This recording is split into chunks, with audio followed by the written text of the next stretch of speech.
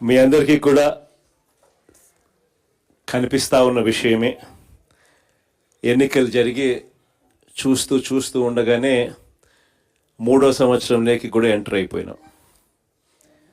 కళ్ళు మూసుకొని కళ్ళు తెరిచేసరికి ఇంకొక సంవత్సరం దాటితే ఆ తర్వాత ఎలాగో నా పాదయాత్ర కూడా స్టార్ట్ అయిపోతుంది.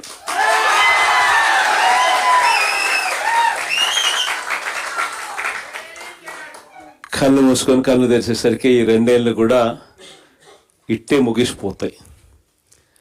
చూస్తా 3వ ఏడాది కూడా వేగంగా గడిచిపోతా ఉన్న పరిస్థితులు కూడా చూస్తూ ఉన్నాం. ఈ క్రమంలో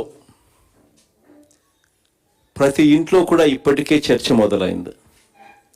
మామూలుగా 2 సంవత్సరాలు పూర్తయిపోయి 3వ సంవత్సరం నడుస్తూ ఉన్నప్పుడు ఏ పార్టీకైనా కూడా ఏ ప్రభుత్వానికైనా కూడా యాంటీ ఇన్కంబెన్సీ అన్నది మామూలుగా ఈ స్థాయిలో ఏదన్నా ఉంటే ఉంటుంది. బాగా చేస్తే అసలు మామూలుగా అయితే మనలాంటి పాలన చేస్తే అసలు ఉండకూడదు. కానీ చంద్రబాబు నాయుడు గారు లాంటి పాలన చూసినప్పుడు మాత్రం మామూలుగా అయితే ఈ స్థాయిలో ఎక్కడన్నా ఉండేదాన్ని ఈ స్థాయిలో ఇప్పటికే కనిపిస్తూ ఉంది.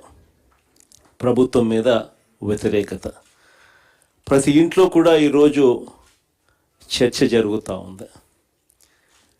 5 సంవత్సరాల మన పాలనను ఈరోజు కంపేర్ చేస్తూ ఉన్నారు.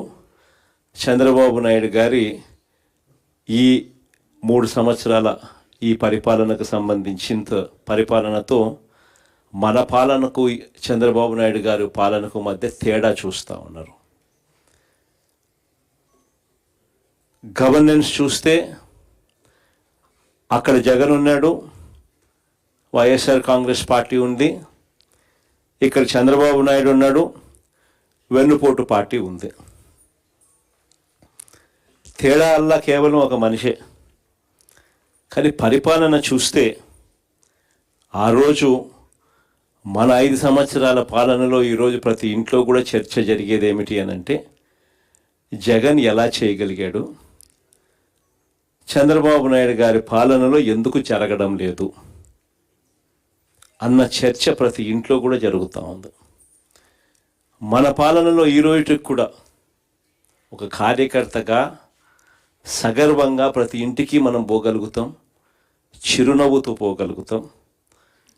మన ఎన్నికల మేనిఫెస్టో 99% పూర్తి చేసిన ఏకైక పార్టీ ఏదైనా ఎప్పుడైనా ఈ రాష్ట్రంలో ఉంది, దేశంలో కూడా బహుశా ఎక్కడైనా ఉంది అని అంటే అది వైఎస్ఆర్ కాంగ్రెస్ పార్టీ అని